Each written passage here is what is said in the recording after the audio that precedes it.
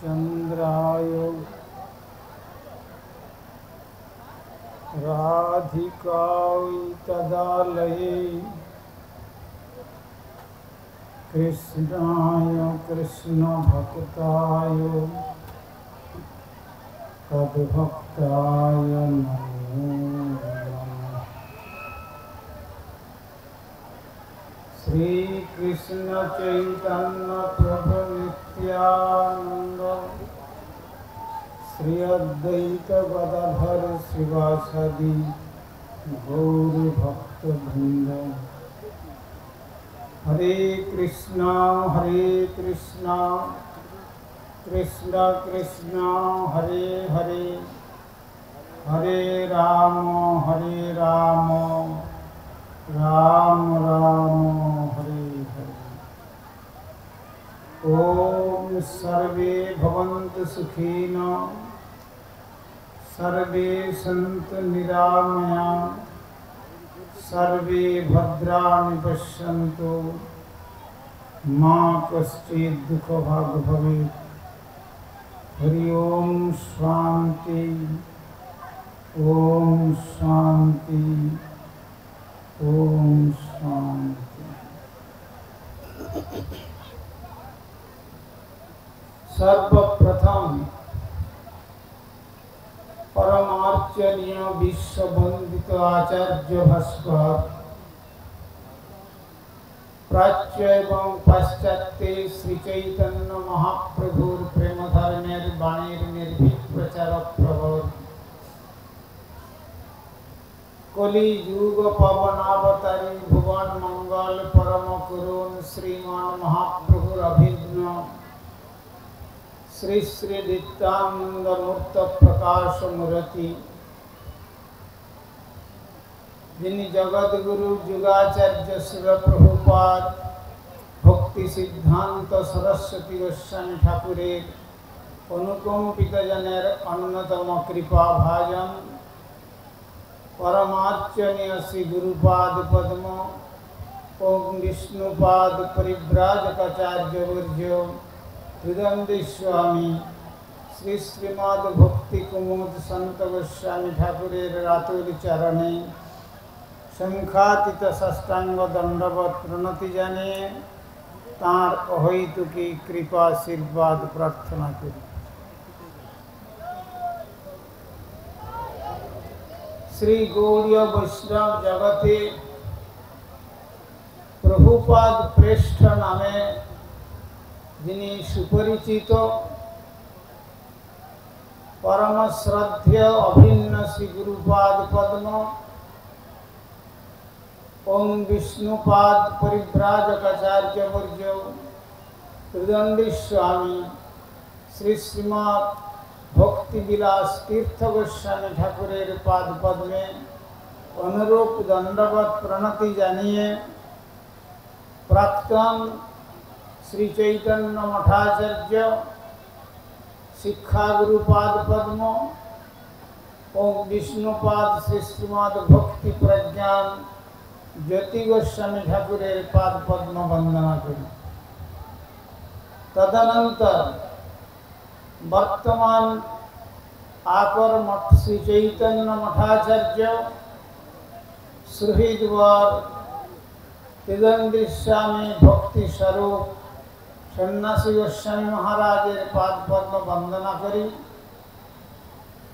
तदनंतर सपार्षद श्रील प्रभुपाद भक्ति सिद्धांत सरस्वती गोस्वामी ठाकुरेर श्रीचरण कमले अनुरूप दंडवत प्रणति जानिए मंचे समासीन आकर मठराज श्री चैतन्य मठेर प्रचारक वृंद तथा सन्यासीगण ब्रह्मचारी वृंद समुपस्थित भगवत कथा श्रवण पिपासु सुधी सज्जन वृंद और मातृमंडली सकल के प्रारंभे जनाई आमार हार्दिक सादर यथायोग्य वैष्णव अभिनंदन।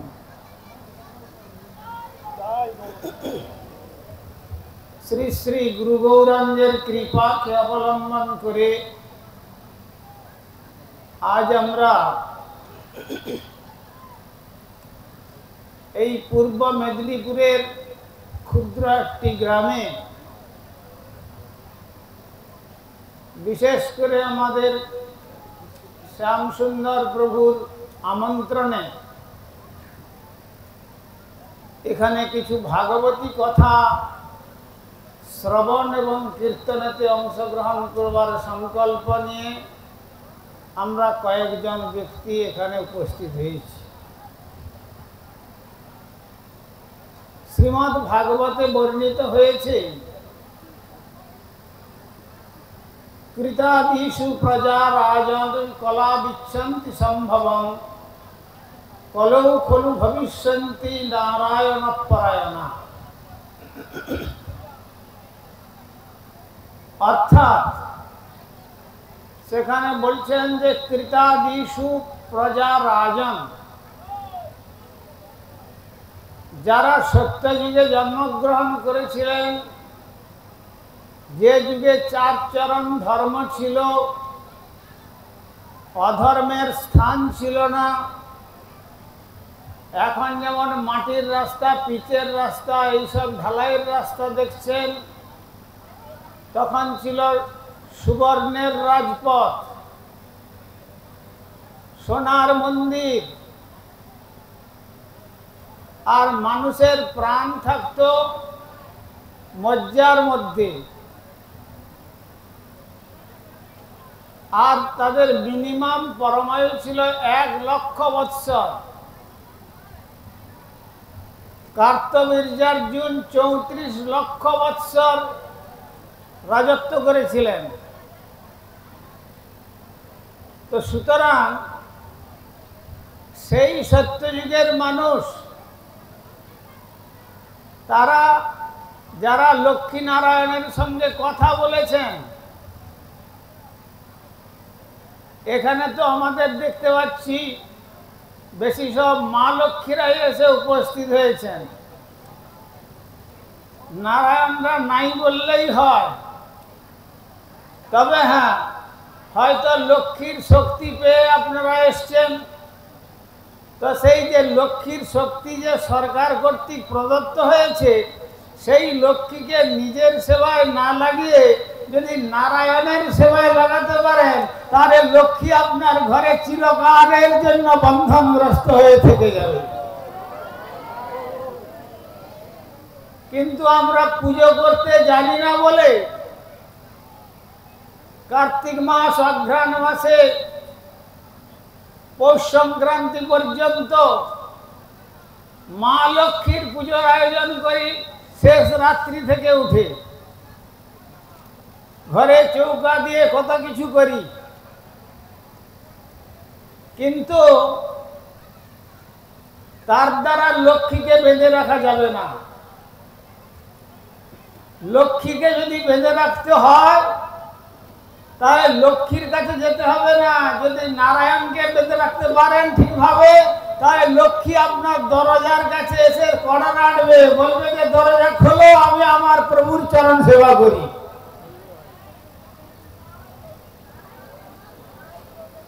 সুতরাং যাই হোক, মা লক্ষ্মীরা যদিও ভগবানের কথা শ্রবণ করেন, শ্রবণ করে গিয়ে যদি নারায়ণের একটু শুনিয়ে দেন, তাদের যদি একটুখানি ভগবানের চরণে অনুরাগ হয়, তার দ্বারাও আপনারা লাভবান হতে পারবেন। তাতে লক্ষ্মী আপনাদের প্রতি বিশেষ কৃপা করবেন। তেমনি সত্যযুগের মানুষ লক্ষ্মীগত প্রাণ ছিল না।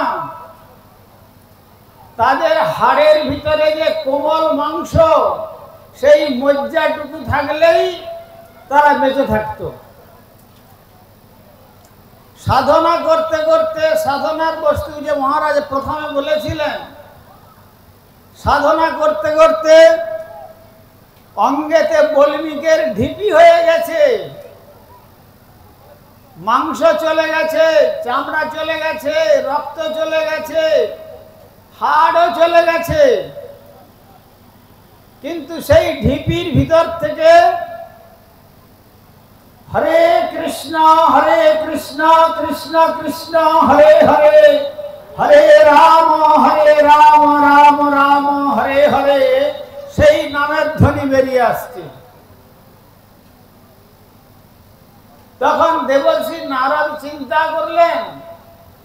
যে আমার শিষ্যটা গেল কোথায়।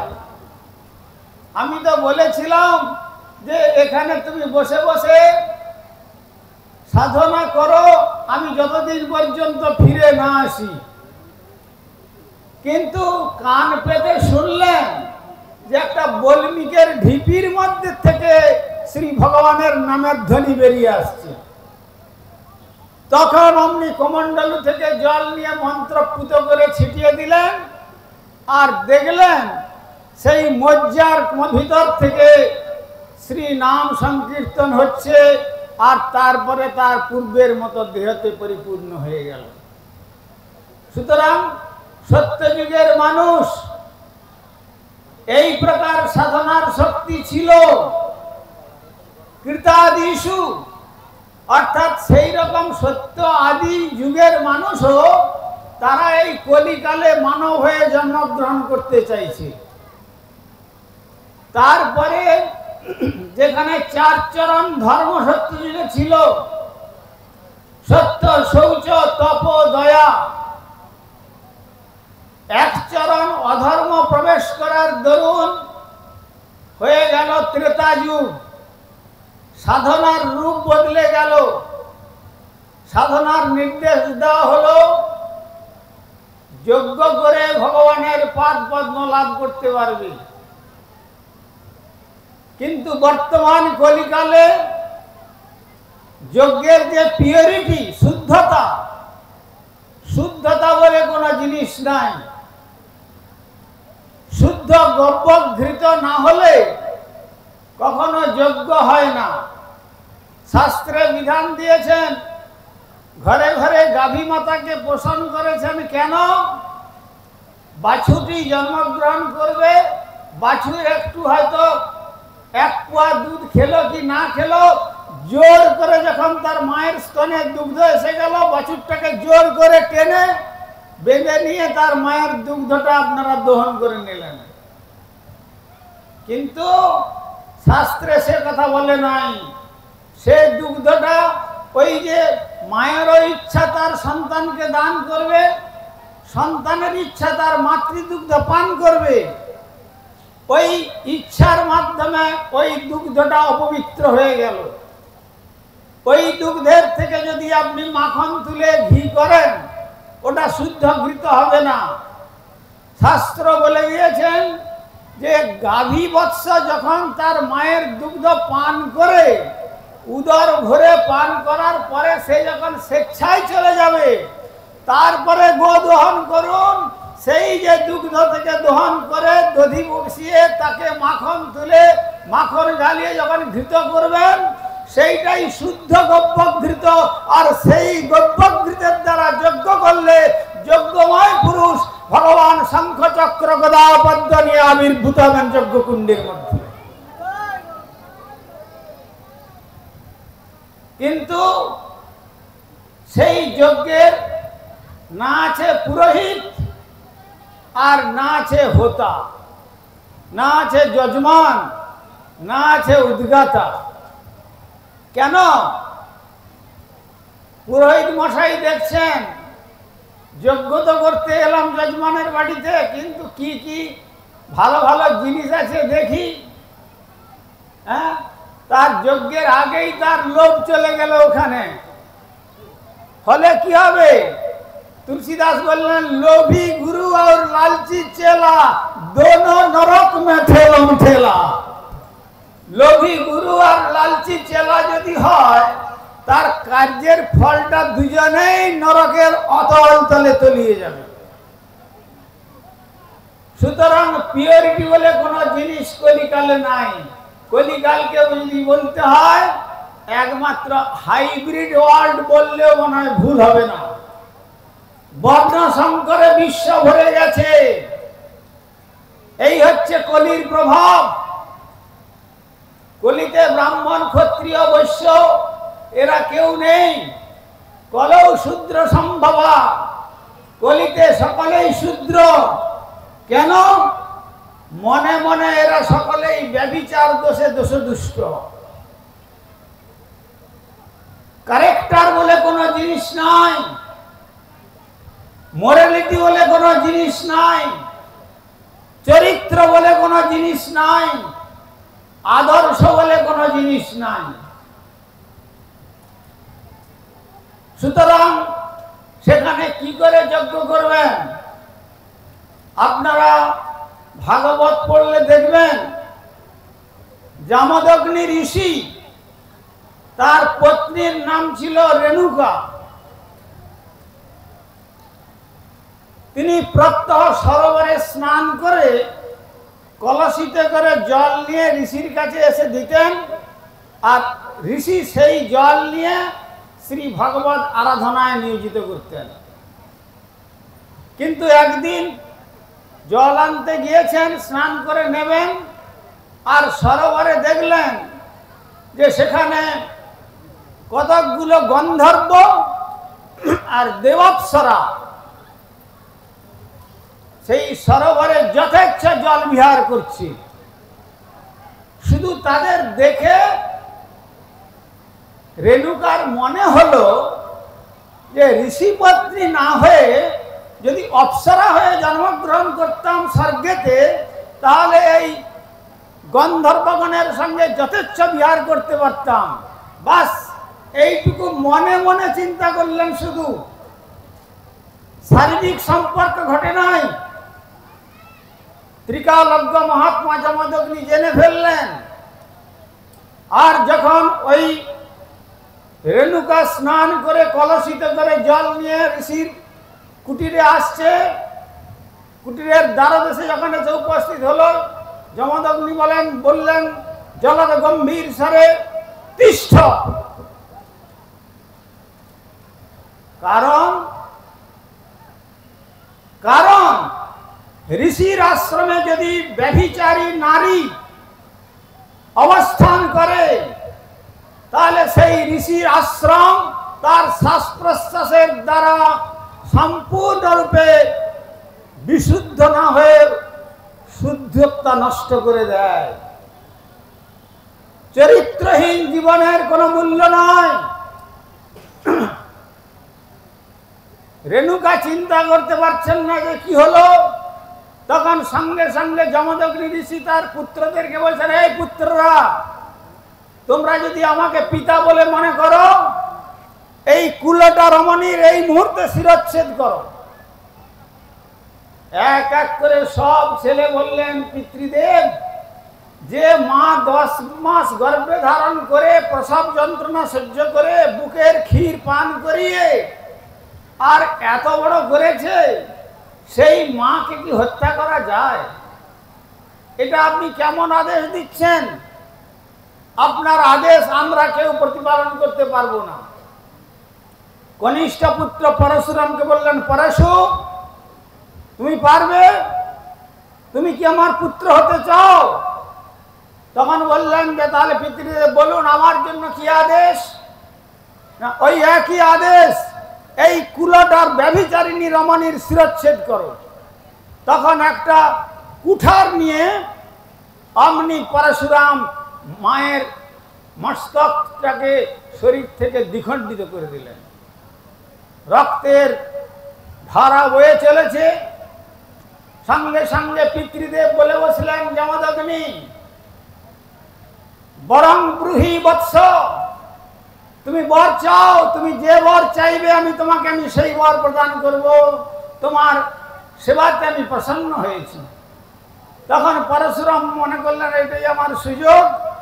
তো তখন বললেন, পিতৃদেব, আপনি যে আমার মাকে হত্যা করবার আদেশ দিয়েছিলেন, যদি সেই হত্যার জন্য আপনি সুখী হয়ে থাকেন, তাহলে যে মাকে আমি হত্যা করার জন্য মাতৃহত্যার পাপ আমাকে স্পর্শ করেছে, তো আপনি সেই মৃত মায়ের দেহে পুনরায় প্রাণের সঞ্চার করে বাঁচিয়ে দিন।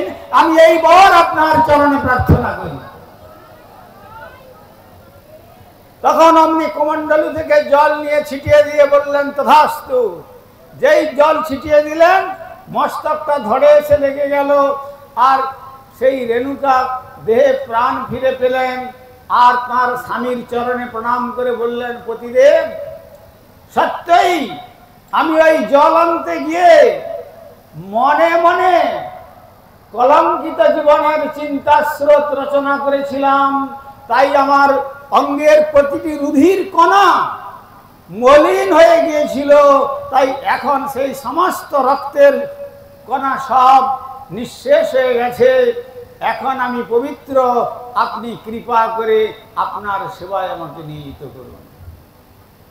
সুতরাং এই প্রকার আদর্শ দেখিয়েছেন। সেই জন্য বর্তমান কলিকাল স্মরণং কীর্তনং কেলি প্রেক্ষণং গুহ্য ভাষণং সংকল্প অধ্যাবসায়স্য ক্রিয়া নিষ্পত্তিরে বচঃ, এই প্রকার 8 প্রকারে ব্রহ্মচর্য বিনষ্ট হয়। অনেক কথা আপনাদের সেখানে অন্যের পাতা অপেক্ষা করছে, বেশি সময় নেব না আপনাদের।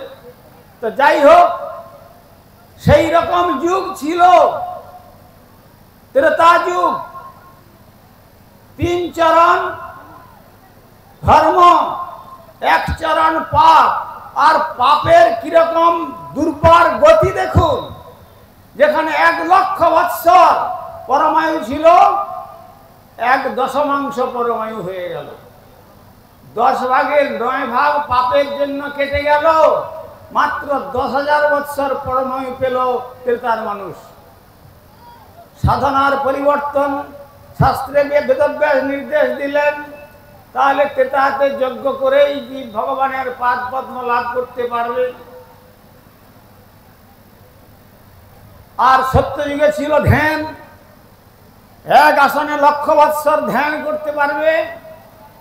আর এখন গুরুদেব মন্ত্র দিয়েছেন, যারা মন্ত্র নিয়েছেন তারা জানেন 10 মিনিট থেকে 15 মিনিট সময় লাগবে ত্রিসন্ধ্যা গায়ত্রী মন্ত্র জপ করতে।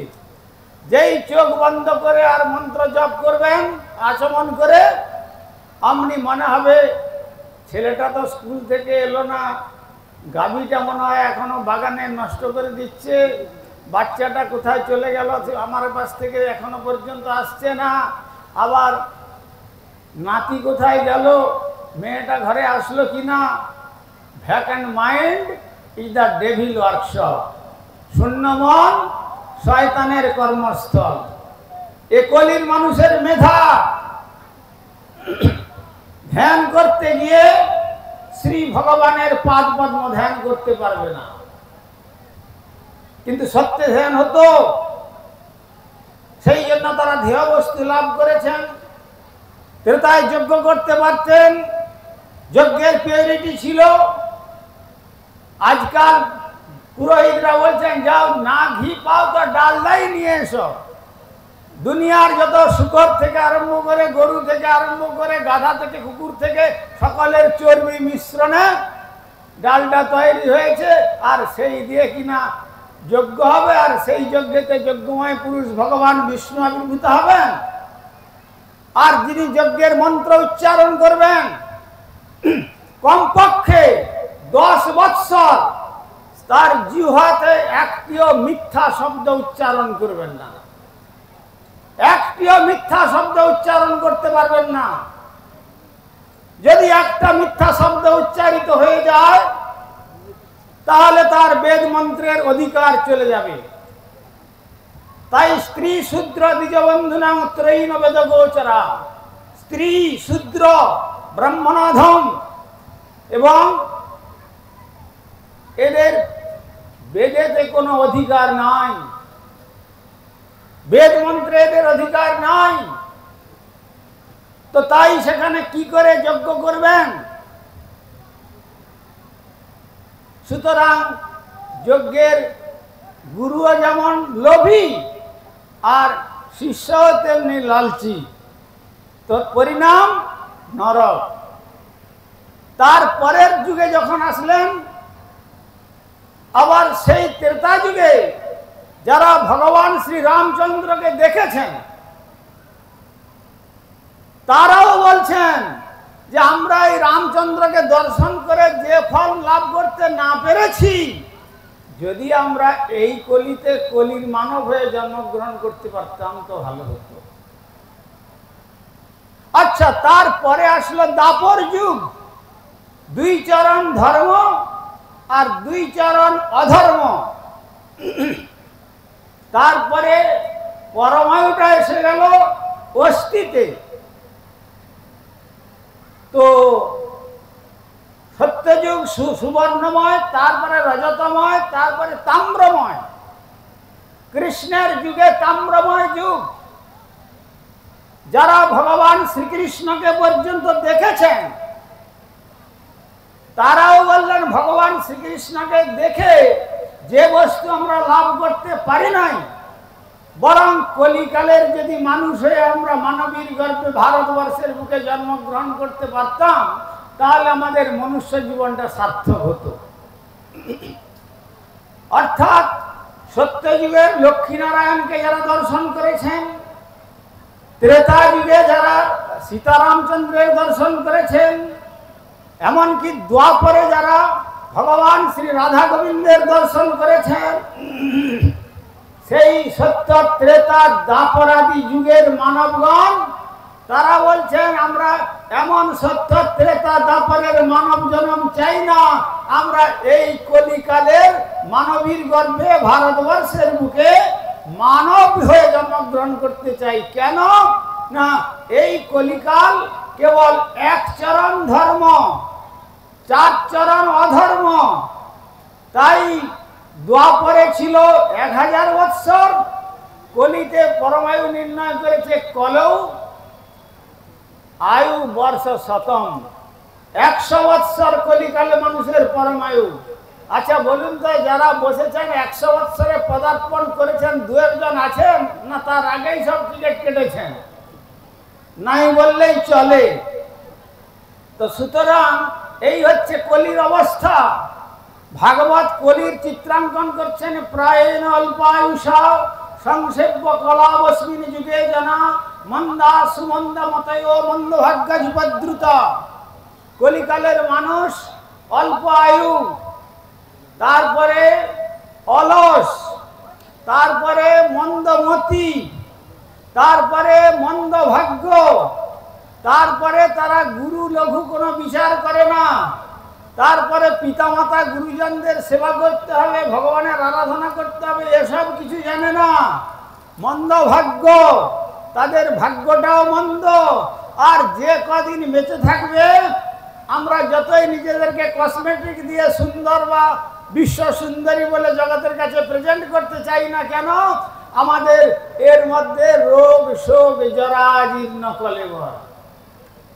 এগুলো রিপেয়ারিং সেন্টারে গেলে আমরা বুঝতে পারি যে কতখানি আমরা ইনঅ্যাক্টিভ পার্টস নিয়ে বসে আছি। সাইকেল রিপেয়ার করতে গেলে সাইকেল রিপেয়ারের দোকানে যেতে হয়, 4 চাকা যখন করতে হয় তখন গ্যারেজে যেতে হয় রিপেয়ার করতে। আর তেমনি মানুষ যদি রিপেয়ার করতে হয়, মানুষের গ্যারেজ কোথায়? ওই বড় বড় হাসপাতাল, নার্সিংহোম, ওইগুলোতে গেলে বুঝতে পারবেন যে কতখানি দুরারোগ্য ব্যাধিগ্রস্ত অবস্থাতে আমরা এই শরীরটাকে নিয়ে বসে আছি। সুতরাং রোগ শোক জরা জীর্ণ কলেবর। তুলসী পাতা যত ছোটই হোক আর বড়ই হোক, পূজারীকে যদি আপনি তুলে দেন ঠাকুরের সেবার জন্য, ওখানে যদি সামান্য একটা কীট দংশন করে দেয়, মন্দিরের ভিতরে ঢুকিয়ে দিলেও পূজারী ওই তুলসী পত্রটাকে মন্দিরের বাইরে ফেলে দেবে। কেন না ওটা কীট দংষ্ট হয়ে গেছে। তেমনি কলিকালের মানুষ ওই ব্যাধিরূপী কীট দংষ্ট হওয়ার দরুন সমস্ত কিছু হারিয়েছে।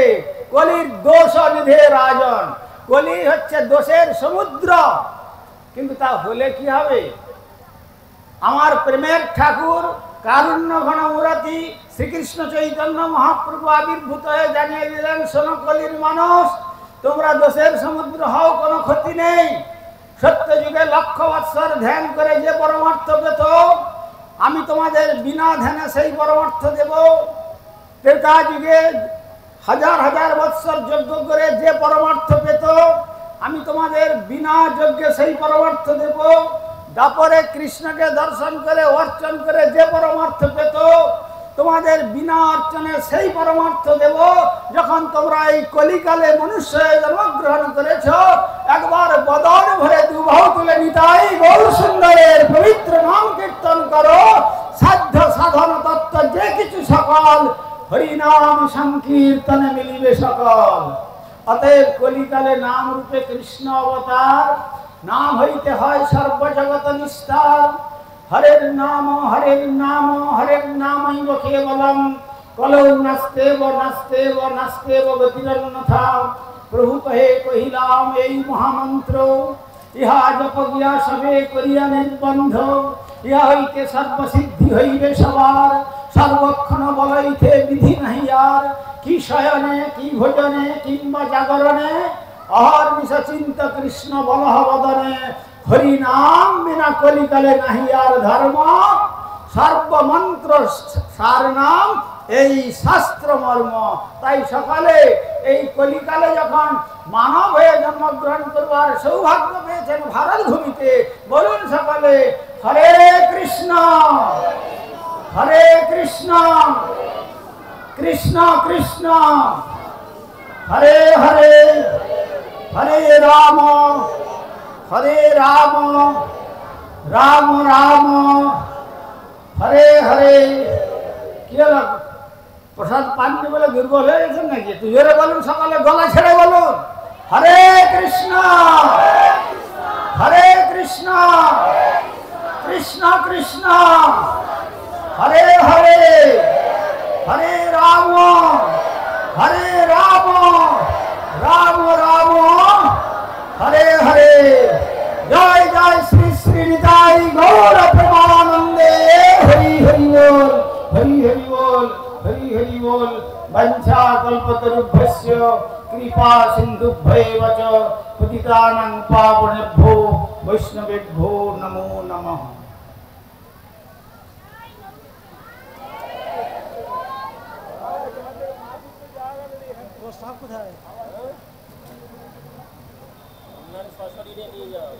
এখন কি করবো?